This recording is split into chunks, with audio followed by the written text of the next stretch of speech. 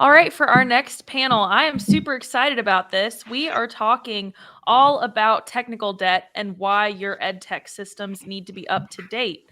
So I'm going to quickly go around and ask you guys to just introduce yourselves and just talk a little bit about who you are and what you do. James, do you want to start us off?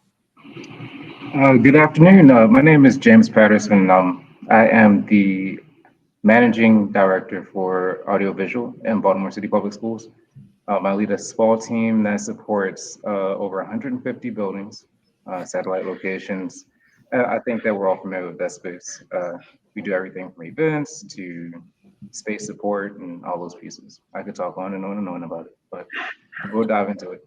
Awesome. Scott, what about you? Hi, Scott Tyner from Bates College in Lewiston, Maine, where I'm the Director of Client Services. So we oversee classroom technologies and computing technologies and software purchases for the college. Very cool. Chewy? I'm Steve Chewy Stavar. I work for West Virginia University. I primarily do digital signage, but we kind of branch out and kind of do all AV stuff and help put out fires. Awesome. And last but not least, Will? Hey there, I'm Will DeWitt from University of Southern California. I'm the Learning Environments Manager. We handle classroom support, digital signage, and really anything that has to do with student instruction. Very cool. Well, Scott, I'll ask you the first question because it was actually your article that inspired this panel. So we asked a poll question out to the audience about who all is familiar with technical debt, and about 40% of people said they kind of know the term, but don't really know what it's about. So Scott, do you want to go ahead and define technical debt for us? Yeah, I mean, I'll give you what I think my definition is, and then the panel can kind of contribute. Technical debt, the actual term comes from software development, but I think we can use it in a number of ways with technology. And so it's really the cost that any business will accrue when they put off fixes or cut corners in systems that will then cost them money. So the longer you do that, the higher the debt goes, or the higher the chances of a catastrophic failure go.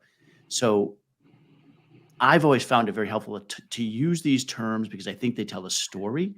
I think that people they understand debt, they understand interest, and that it's not just debt you're adding, but you're adding interest as well. You're not going to just pay off the initial cost. You're going to pay off an extra cost when the time comes, whether that's in trust or respect or whatever it is. You're going to pay that interest one way or another. And so that's kind of how I think of technical debt. It's how I use that terminology when talking with people who are decision makers at my college.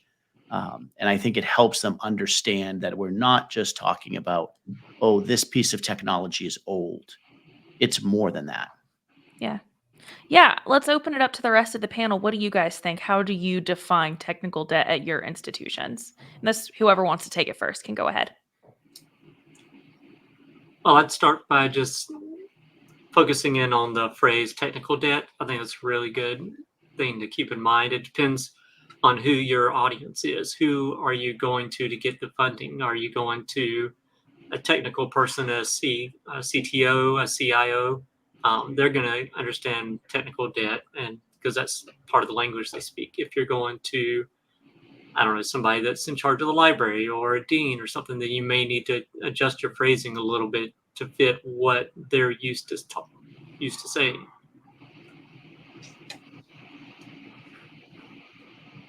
Anyone else want to take that before we move on to the next question? I think that the issue we run into with digital signage, the way that ours is structured is your department wants to put a screen on the wall. They put a screen on the wall. That department now leaves the building because of renovations or whatever, and the next department comes in, and then who takes over that technical debt that wasn't their technical debt, right? And then it becomes a facilities management issue of, is this part of the building or is this part of the school or college that is in the building? And to Scott's article, like directly, we've done an audit, and our IT department says if it's out of warranty, it should be replaced if the funding's there, right? That's always the big catch, right? So we just went through that, and we have 186 installations that are out of warranty. And on Granted, our digital signage is interactive, so our cost is a little higher, but that's like $500,000. That's not just going to come out of the air. And even if our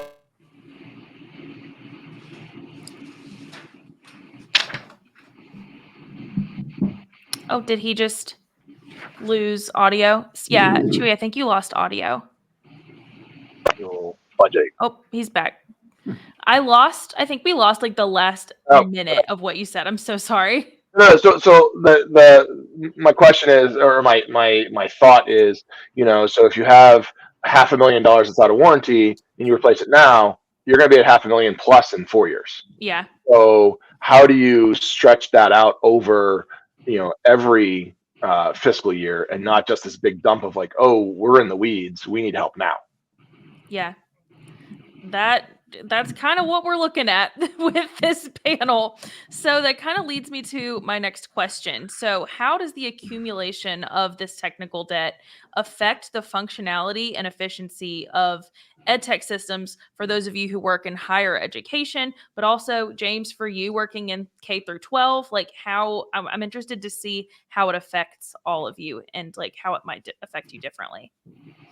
And this is where I'm super laissez-faire with it, so it's just always going to be whoever wants to take it first. Fair enough. To Stefan's point just a moment ago, when an organization moves out of a building and then it's like, okay, so it's a toss-up of who owns what in that way and where do you go next? That's one of the challenges that we face as well in the K-12. Like we have, with an organization of our size, there's so many moving pieces. What we try to do is standardize on support levels.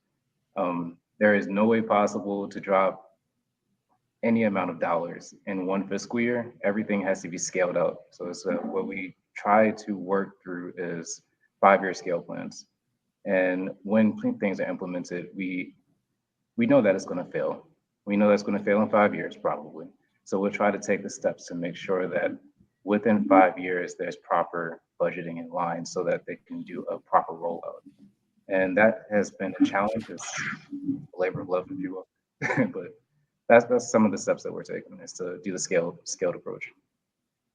I think it's a big issue in K through 12 and higher ed, in that, we got this grant and we put this install in.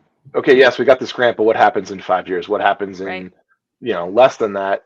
And that's, I'm the squeaky wheel in the corner and the negative Nancy, but at the end of the day is like, we're the ones that have to take that back over, or you do this install with a company.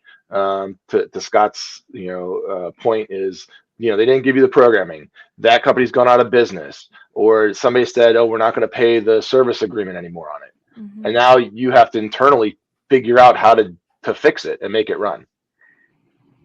Anytime I'm in any kind of a panel with somebody from K-12, I have to say, I have the utmost respect for people in that area and what they do. I've worked there. I volunteered there. If we complain in higher ed about being underfunded and understaffed, it is just James would laugh at us if we told the comparisons. But anyway, if you talk specifically about, and I do think about K-12 and I think about this, how it affects the efficiency and functionality. I know in some of my local schools, for example, they're still using lamp-based projectors. Well, why is that really a big deal? Well, because those teams are spending time replacing lamps, they're spending time buying lamps, they're spending time cleaning filters, they're spending time climbing up on ladders, replacing lamps in these. So it's affecting their ability to look forward, to move forward, and to put their money and resources in something that's forward, because they're not able to keep it up to date and moving forward. And then finally, the day is going to come when you can't get lamps anymore. And now those projectors also may be RGB projectors. Now, not only do you have to replace the projector, you've got to replace the wiring to the projector. And that's where that debt just it snowballs. Yeah. Well, I have kind of a loaded, open-ended question as my next one. So, good luck on answering this one. But how do you define up to date when it comes to EdTech systems? And what are like the key indicators that you guys use to assess like what is even current? I mean, I'll jump in real quick because I think I've got 3 very easy answers to that. One, Great. and I think Chewy already said it, it's still supported by software and firmware updates from the manufacturer. It can still be under warranty, although that's questionable. Supported is really the big thing, particularly if you talk about security. Parts and consumables are still readily available on the market. And if that device died today, could we replace it with something that's currently on the market without all kinds of infrastructure work? Yeah. And thinking about that too on just your install, right? If you're putting an in-wall box behind it that's got a PC and all that stuff in any installation, or I love the screen that's inset in the wall, right? And then it was a 42-inch, and now you can't get a 42-inch. And then, okay, what are we going to do? Do we going to get bigger to cover the hole? Do we go smaller so it fits in the hole? So there's those design thoughts of when you're doing these installs for anything. Particularly for like us for digital signage, is I flush mount it on the wall because yes, I might move my power and data locations might not line up in the next size screen I can get, but I don't have to like majorly repair a wall to upgrade whenever that may be. Okay. Yeah, great points here. And I was laughing at Scott because you're right. We do a lot with a little, to say the least. We use a lot of Band-Aids, to say the least. We try to stay close to functional in the statement because technically up to date, it is a challenge in such a large environment, just calling it out. So something that we will do is looking at our infrastructure. Like most of our buildings, we have copper run. So like we may run our digital signage through copper and put a end unit, a tuner to connect to our interactive displays or projection systems. We try to use some of the infrastructure that's available and trying to transmute it in a way. So it's like we have, let's say we do have to swap up from our projection systems. We're still in that process. We use those same lines from our control panels to then connect to the interactive panels to cut down on overhead without cutting the corner too much to create technical debt too much in a way. But we find that will last us another 5 to 10 years and give us more space to update. I think part of the problem too, at least in my experience with higher ed, is we always kind of forget to budget in the people time and you know that I'm paying this person X amount per hour and it took them 4 hours to do, where in the long run, if we're updating the software or updating the systems, where it takes less manpower to manage that, which in the end is saving us money. And that's a very hard thing to show on paper when it's, you know, up in the clouds kind of thing. Yeah. Well, we got some questions in from the audience, so I'm going to just interject to ask those. And yeah, y'all in the audience, keep them coming. I love audience questions. So first one is from David Manning. He asks, how many years do you expect or plan on new equipment to last? Which I'm going to guess depends on what it is, but y'all can take that. I mean, for us, basically, it's when I'm installing a screen and somebody's paid for it, it's, hey, the screen has a 3-year warranty on it. After that, it's, you know, you're rolling the dice, and you should budget for that. And then you say, hey, your screen's, like I just had one today, the computer's been in for 12 years running 24/7. And, you know, that PC, that tower probably cost $1,000. And now I'm like, hey, it's $400 for a little, you know, micro PC. And I'm like, oh, that's too much. So there's some of that looking back and going like, you spent, somebody in your administration, which, you know, it's a new chair, or whatever, thought this was important to spend this much then, and it's substantially cheaper now to keep your system running. So that's basically where we do, is we basically say like, this is the warranty on the hardware. Some we've gotten 7, sometimes we've gotten 12. It's kind of a roll of the dice. I say we try to stay close to 5, like close to that manufacturer warranty, but at 5 it's marked as red. And, you know, it's kind of like, okay, it's going to die any moment. Even though we might get 7 to 10 years out of it, but we have to put the urgency there. Yeah. Just to make sure that we are functional. Like we're flying by the seat of our pants here. Mhm. We base our maintenance and replacement budget on a 7-year cycle, not necessarily expecting things to last 7 years, but that allows us to replace pieces and parts as we go along. Because I think that's another piece is you rarely get the opportunity to completely redo an entire space. So it's that I think the 5 to 7 years is mostly what I've heard from others in higher ed as well. Yeah. So another question came in from Chris, and they say, I work for a large university that does not consider refresh after a capital build out. What methods or tactics have the panelists used to successfully mitigate this at the beginning of a project? How do they allocate for refresh for existing infrastructure in regards to life cycle?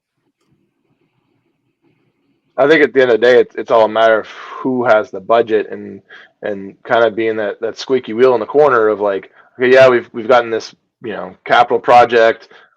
We just did a new B&E school, put 17 screens in, and everything's out of warranty now. So now what? So it's hard for the way we're set up is that the people that occupy that building are on the hook for that hardware, which kind of stinks because at the end of the day, it's my name on the side of it. It's my department's name on the digital signage, but I don't really have the funds from my department to replace all that. And I've been working really hard to like, how do we centralize this stuff? How do we slide that hardware that's been installed to a facility side? Because bolted to the building is kind of my excuse. I think every institution is so different. I'm sure Chewy's is different from mine. That's different from James. We've been very, very fortunate that when we put up a new building and we put new spaces in that building, we make a strong argument that has to become part of that 7-year replacement cycle. And again, we're much smaller, right? We're a college, not a university, and so we have personal relationships that we can work that with. Where in some of these other institutions, you don't know the other people. But some kind of, if they were like, oh, what are the secrets to take away? I think one is certainly learn how to tell the story. And there's actually great books about how to tell good stories about these things. So make sure you have a good story that's really clear that if this happens, this is the end result. And there's not anything we can do about that. I think the other big one, and maybe it's a trick, maybe it's not fair right now, but everybody's concerned about security, and you have to talk about security. If I was in a hospital the other day looking at their waiting room information, it was running on Windows XP. I'm thinking, this is a hospital. What is going on here? How are they allowing this to happen? So you have to talk about security and talk about these things have to be up to date, or you're risking data and investigations and all kinds of stuff. And that's some of the things like with the MIMO stuff, with the overlay, you could inject an overlay, at a screen. I think that like our software that we run for our digital signage, that was kind of an impetus for us doing digital signage, was to have that emergency alert capability. But how do we take that from the screens that you have installed to every single projector in a classroom, right? How do you get that into whatever back end you have that's the panel that's turning on and being a source? And that's where I think like MIMO's kind of getting the sauce on that. And like from a security standpoint at K through 12 and through higher ed, is how do you get that information out as fast as possible as you have that information? It's a tricky thing because like Scott said, at a college you don't have as many players. At a university you have way more players and way more systems to get that all integrated with. Yeah, definitely agree. I would say one thing that we do in our space is, and for a time there was when audiovisual was thought of like, oh yeah, the building's built, classrooms are there. Oh, wait a minute, we need a projection system in there. Now the conversation is more, okay, so at the beginning of the project, to Chris's question, like, yeah, we've integrated ourselves into every process of design because it's more, we sell it essentially more as an experience. It's like, okay, so you have this new building. It's like, okay, how do the people flow through the space and touching on feng shui and all those pieces too. But how do people feel in the space? And audiovisual always comes up. So we kind of sell it in a backwards way in that way. It's like, okay, so what do you want to do in these spaces in our pre-planning sessions? And people are always bought in now to like, okay, so we want to make sure we have our digital signage rolling. We want to have the video wall. We want to have our theater really set, not, at the back end when all capital funding has been expended on molding. And I think part of that too is you have that video wall and who's putting the content there, right? So sometimes I think the architects may put in this like funky sized wall, and now do you have anybody that can actually make content for it? And that still kind of comes into this whole like technology debt side of it, of if you don't have anybody to do that, now you have a blank screen. You could have used those funds for that somewhere else. Right. I love actually hearing from again somebody like James at K-12 about this, because I think that they're also in many cases forced to be very creative about what they do, and that's where we can absolutely learn from them. Because traditionally, right, you're going to put in a new building here at my college, you're going to put in my standards, happens to be probably one of the more expensive standards on the market. I would think James is probably not doing that, right? James is saying, let's put in something that actually is reasonable, that we can make an argument in 5 or 6 years to replace. And I actually think with the cost of everything in education, higher ed right now, everybody needs to start thinking in that kind of creative way, which MIMO, as we thought, right? Oh, I don't know that it might be the only product in the market for $125. I period in AV, right? Never mind just this piece. So that makes a lot of sense, and it will get people's attention. Yeah. Next question from Greg. He asks, for EdTech deployment expenditures, is it easier to fund software and support as a one-time CapEx investment or as an OpEx subscription? Which is a really good question. So I'm interested to see how y'all answer this. I have an argument, and I've written about this for rAVe before, that Yep. I actually believe software is one of the greatest threats to higher ed right now. The costs of software are outrageous. The increases that software companies are asking for at 10, 15, 20% a year are not sustainable.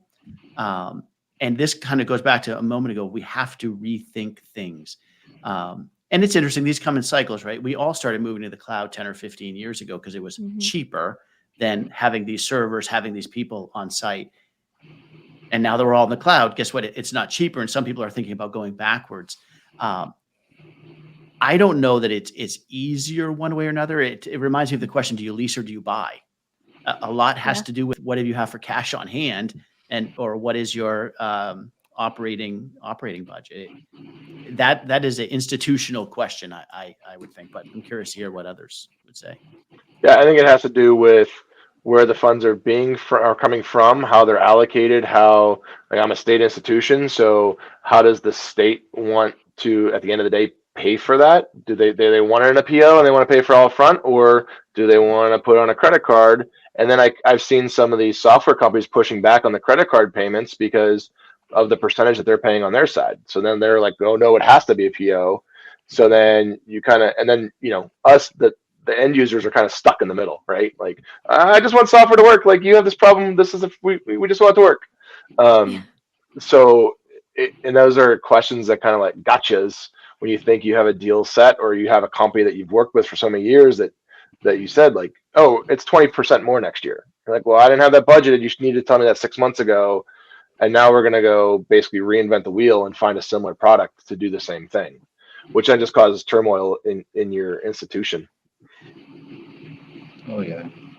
I will say that I try to stay as far away from subscription as possible, because it's no guarantee that you'll have funding for the next year. It's without saying too much, it's like you see it all the time. It's like the programs roll in, you get special federal funding, and then programs end. So does that program very abruptly in a lot of cases. Out of curiosity,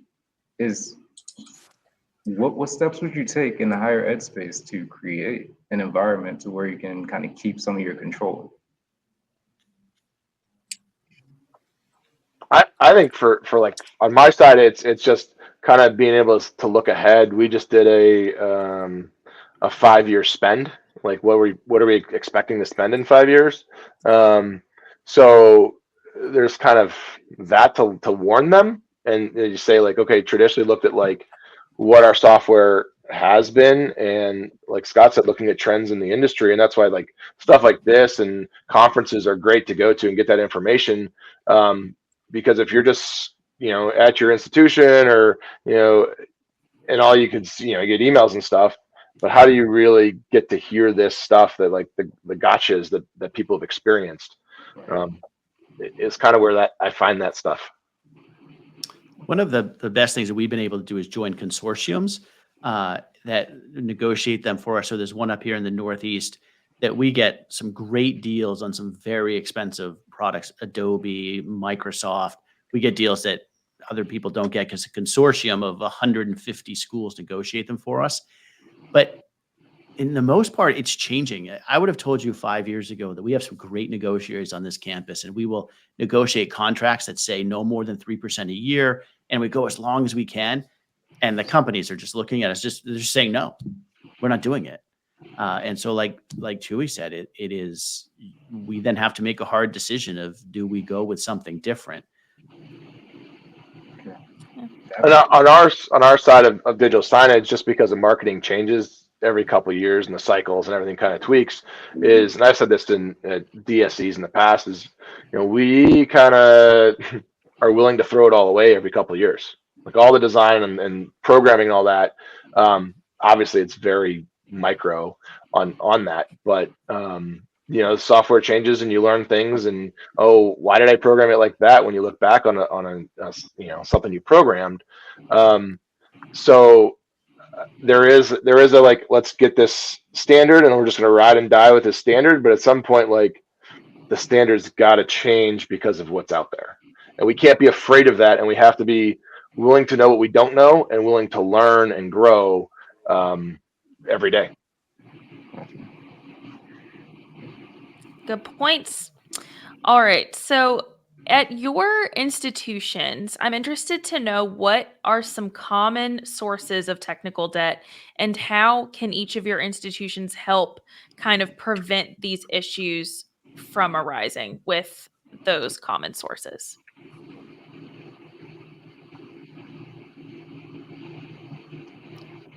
We always try to let somebody else go first, but I hate dead air. So let's Come go. on, Will. Just same. I was like, Yeah. not all at once, How about you guys. Gosh. How about Will? Well, we're kind of lucky. We get to replace a lot of stuff, but one of our biggest issues that we run into are just simple displays that don't have RS-232 or any way to control them.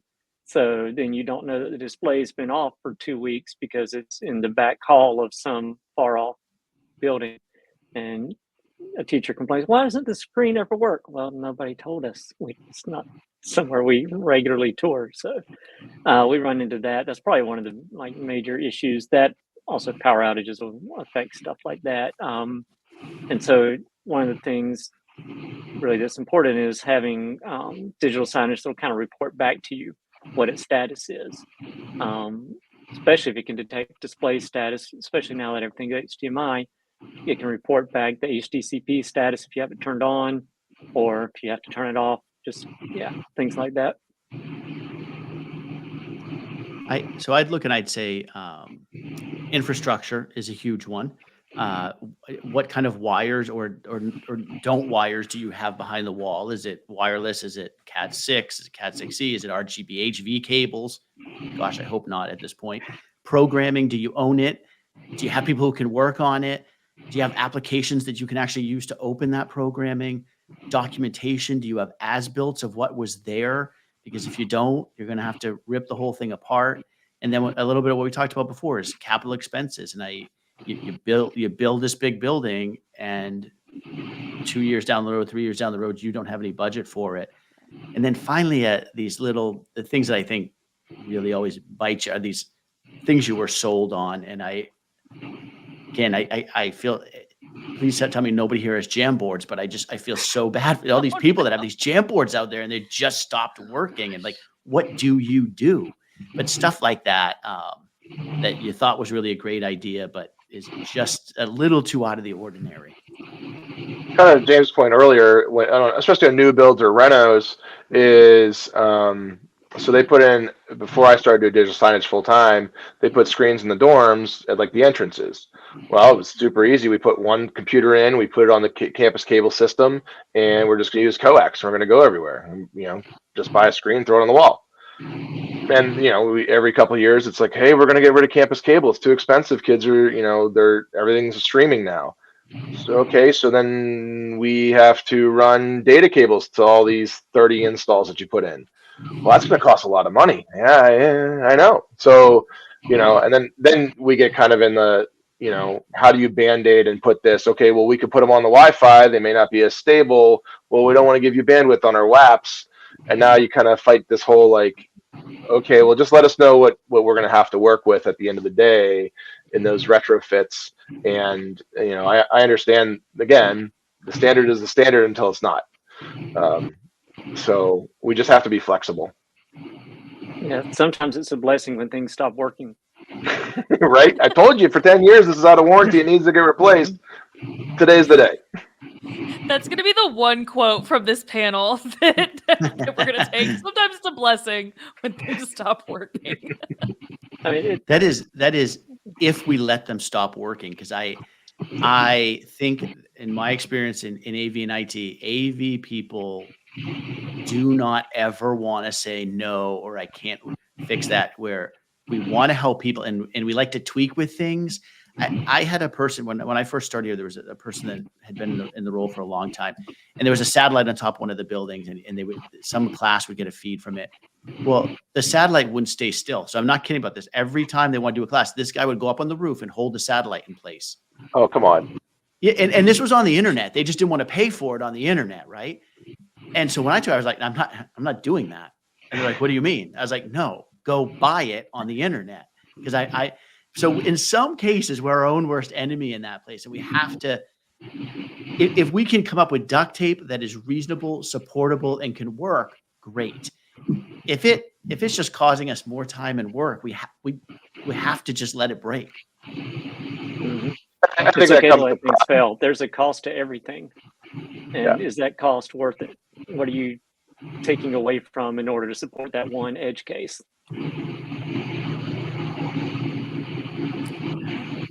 Well, yeah, I think it comes down to manpower too, like accounting for the manpower to make it work. To and there's, I think you're right, Scott, with AV people, we have too much pride and we can't have dead air and we can't have a blank screen. So like when we started digital signage, it was okay, what happens if somebody doesn't put content in their database to show on the screen? What do we show? And I never want to see a screen that doesn't have content on it. So how do I put fail safes in that hopefully never see the light of day, but then people rely on those fail safes we put in, and you see them every day. Yeah, that is fair. My next question was going to be, what strategies or methodologies do you employ to assess or quantify the extent of technical debt in all of your institutions' EdTech ecosystems? I can jump in on that one. One thing that we implemented was a audiovisual infrastructure review, and it is something that we go through and check every aspect of our audiovisual assets in each building. It's something that, it takes a very long time to do. It takes 2 to 3 days for one building. And I mean, like I was saying earlier, we have 154 of them. We don't do it every year, but it's rolling so that we can have a strong lens on what exactly is happening in person. Because we do have some metrics that we capture digitally, but it gives us the space to make sure that we're functional, not technologically current, but fully functional.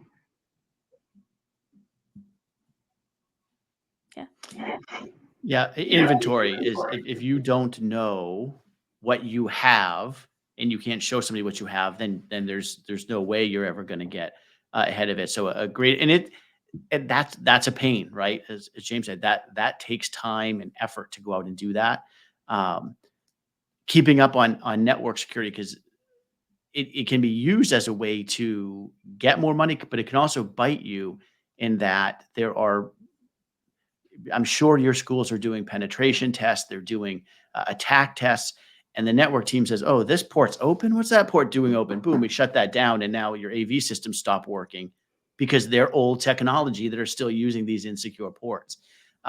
So knowing that stuff, and again, showing people that you can tie into that and you kind of get on that security train and get some money through that. And again, I'll just say that idea of a story, have that good story and that elevator pitch ready at all times about what you need, what you can do, and what's going to happen if it stops working.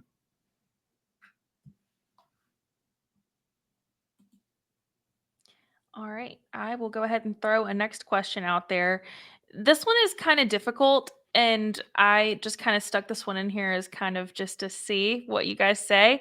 How do you ensure that EdTech systems stay flexible, adaptable, dare I say, future proof, to accommodate future innovations and changes in educational practices?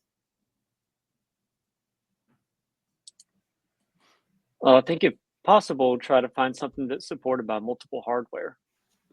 That way, if you need to change manufacturers, if somebody goes out of business, if somebody comes up with another product, then you're able to switch without having to reprogram, and even more importantly, retrain the end users. Because that's usually the heaviest lift, is getting all these different departments that you've deployed this to and you've trained them how to upload their content. Well, if you try to switch it on them every year or two, then they're just going to give up and stop using it. But I don't think you necessarily have to make homebrews, but for us, we've used different digital signage softwares. They can get pretty heavy, like any software, right? So what we do is we kind of homebrewed and made our own web forms for them to put the content in. So we're handling all that backside so that, like Will said, if the back end changes, I'm not retraining anybody. They still see that front end as the same. And that kind of goes to what Scott was talking earlier about, like, everything was on-prem, then we went to the cloud, and now some people are like, well, but I could have had a box here that could do the same thing, or there's some things I still have to do locally. Can we bring that back in? And I see that kind of an issue when people aren't hosting stuff, when they host with their digital signage provider or whatever software provider they have, and all that stuff's hosted there, and then something happens, the contract or the company goes gets bought, and then you're like, oh, what's going to happen to my content? And then we got to start from scratch because there's nothing there. So sometimes even just keeping a backup of your stuff so that you have the ability to go to the next system is invaluable. Yeah, I think we actually realize in some cases, when you just spoke about taking the system kind of back down on-prem, hiring somebody to do that work might actually be cheaper than paying that software subscription and possibly give you better service. Because one of the other things that these companies always do is we're raising the price because we're giving you all these awesome features, none of which you want. Yeah.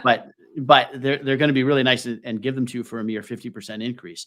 So I think that's a great point, is really re-questioning that and saying technology used to be cheaper than people. Is it still? And where can we find that balance? I think it's important. Yeah. Good point. Well, I'm going to go and ask a couple of more audience questions that have come in. And yeah, again, y'all keep them coming. Keep asking them in the Q&A, which is directly to our right. If you have any more questions, I love throwing these in here. So this one's from Cedric. He asks, how difficult is it, based on budgetary limitations for school AV departments, to maintain spare equipment or components on hand? For us, we used to have custom overlays built on our screens, and an example was when Samsung got rid of the DM48s. I already had custom metal sitting there and found out there was like 8 of them left in the country, and figure out how to get those 8 so that I didn't sit on that metal that I already paid for. So I had some on hand. I try to always have, and it goes back to Scott's like blank screen. I always try to have one on hand somehow to swap that out. Like in James' thing, you can't necessarily move this class from this classroom to this classroom, especially in K through 12. In higher ed, it's like, okay, we're going to meet across the hall today because the projector doesn't work.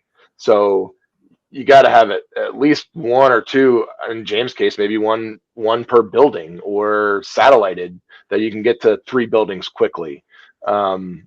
It's not a matter of how, it's a matter of must have to keep the system going.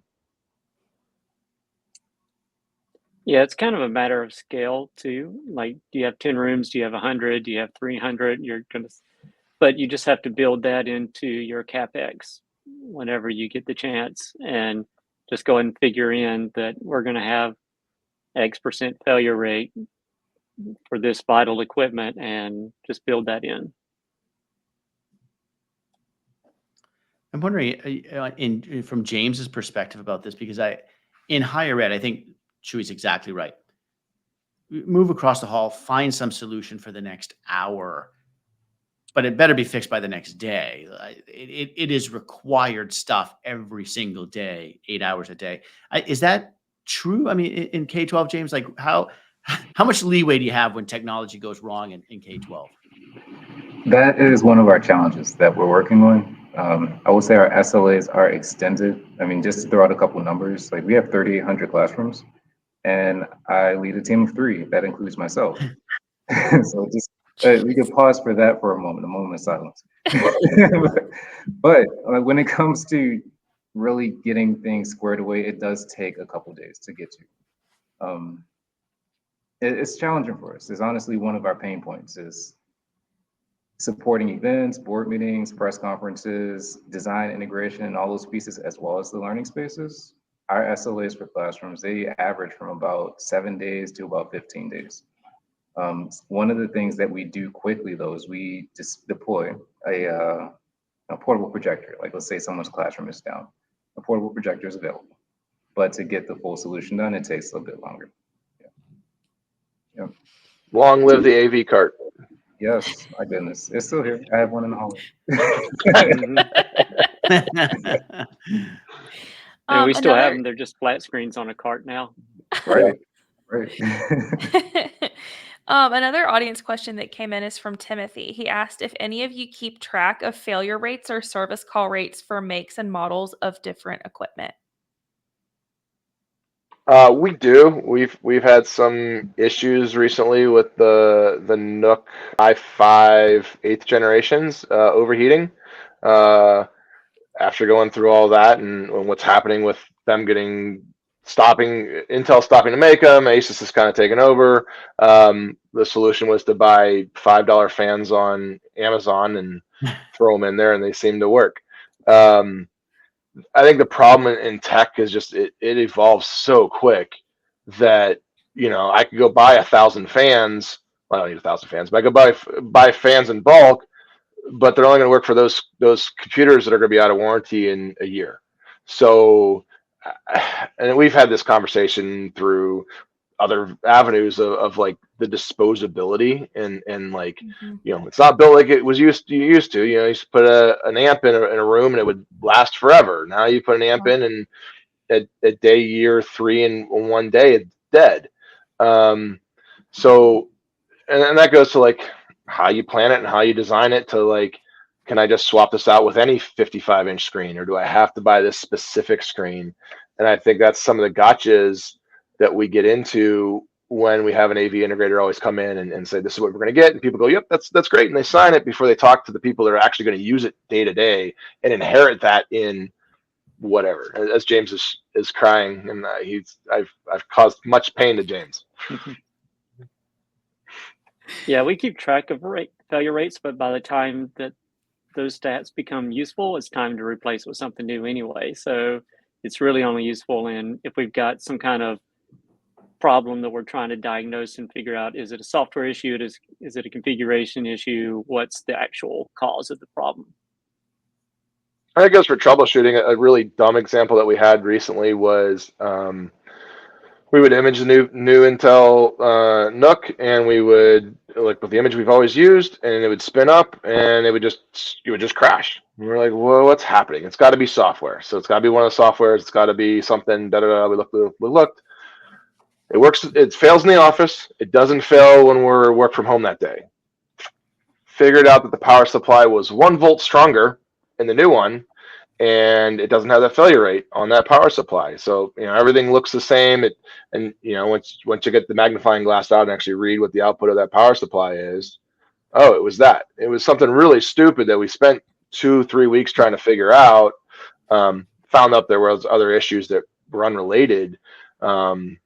So it does help to keep track of that stuff, and there's a reason the power supply comes with that new PC. I have it's more of a statement, but I thought it would be interesting to just throw in here. This is from Michael. He says, a great practice I've employed is to put product life cycle dates in the inventory when the pieces are new. Also, we have a resource allocation management plan document, and I look at inventory yearly and report the systems that need replacing in the upcoming future into the ramp doc. Yeah, those are, whenever I talk about, the downtime, right? Like it exists, right? There's such a thing. But if you ever do have downtime, those are great annual things to plan. End of life dates, review how long something has been out there, check the last time firmware was put out, all that kind of stuff. And it's one of those things that it takes time and we never feel like we have it. But if you're able to manage time to do something like he recommended, it will pay dividends in the long run. Now, does anybody take that data? We have one huge spreadsheet that has all that information on it and has things set up like this was the install date, this is when it's going to die, the warranty. How many people use that information to build reports to give back to the constituents to kind of like, hey, this is what is on the horizon? I think is where we kind of fail so much because of the lack of downtime, because we're running around like chickens with our head cut off trying to make sure everything's going. It's actually a great point, Chewy, right? Go ahead, Will. Sorry, go ahead. I can say where we've had some success with things like that is finding the people that can be our champions, like the provost, and going to them and saying, all right, we've got all this data. Here's what it means. This is the number of classes that were interrupted because this wasn't fixed. This is the number of hours and students and the cost in money and tuition. And once you start putting it in terms of that they speak, then funds will magically open up sometimes there where you were told no before. Crazy how that happens.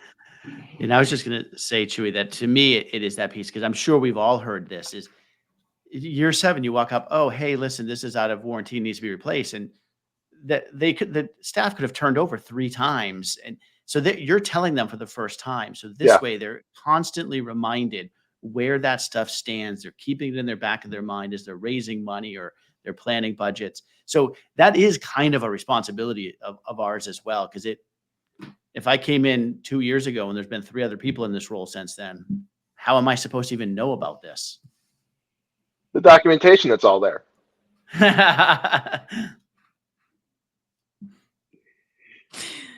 So, what advice would you all give to other institutions who are seeking to prioritize and manage this idea of technical debt in all of their infrastructures? Good luck. No, I suppose that's not what you're looking for. I would say start small. Yeah. You keep your intentions small in the beginning and then scale from there. Figure out who the decision makers are and learn to speak their language. Tell the story to them and find out what they care about and make sure that that's what you care about. For me, it's integration. So on the digital signage front, I don't want people making content for the digital signage. That content should already be there somewhere. It's in an email, it's on a web page, it's on social. How do you just make a version that fits in and then show them how valuable that is as another touch point? And that goes from more of a comm standpoint, but even in the classroom, if James has to roll an AV card in there's yes, the classroom's back up, but there's a disruption in that classroom, and that's those students' education. And then Will was saying about, tuition costs. If that kind of comes out that, oh, this building, like I'm going to go, when you're doing visits with universities and you see that it looks like it's from the 70s, like, is all that going to be updated? Or if it, has a fresh coat of paint even, or the projector looks new, am I going to be serviced as a student and have a good experience at this university or college? The cover of the book, it really can tell you what's going to happen in that experience, and it's all an investment, right? Mm-hmm. So where are you investing that's going to give you the biggest bang for your buck? Yeah, I mean, those 3 excellent pieces of advice there. And I think, as James said, when you start small, in the sense that you don't always want to be the person saying the sky is falling and everything's on fire. So what can I take care of out of my budget for a year or 2 years? Let me start talking to people about 3 years. What is the thing I'm going to need in 3 years? And let me start telling them that story right now. And certainly, Chewy, I've always seen that ability of relate it to the student. Everything we talk about is, a lot of what we talk about in higher ed, people forget about the student. I mean, this is the most precious time. A student is sitting in that classroom. And when you lose that time, you cannot recover it. And putting everything in that context and telling that story, as Will said, is, but you're not going to fix everything tomorrow, right? You're not all of a sudden going to get your budget's not going to increase 50% overnight. So think about the wins. And the other thing, if you think about 2 years and you're successful at it, you argue for the money, you get the money, you make a successful project, it's going to be a whole heck of a lot easier arguing for that next set of money.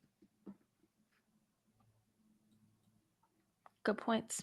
Well, my last question I wanted to ask all of you was, does user feedback or input play any type of role in guiding what gets updated, what's, where we are in the evolution of certain systems, and how do you incorporate feedback when you're making these decisions? I think that's missed a lot when renovation projects are brought in, and here we're going to do this, and you don't talk to the professor or the teacher of what they need to teach and what they expect, right? So I think we have to do that on the front end, because you throw a teacher and they don't have the tools, then back to the student, what's that student's experience? So I think that's where we can have a lot of wins as well, is set the professors up for success and then find the solutions that help them.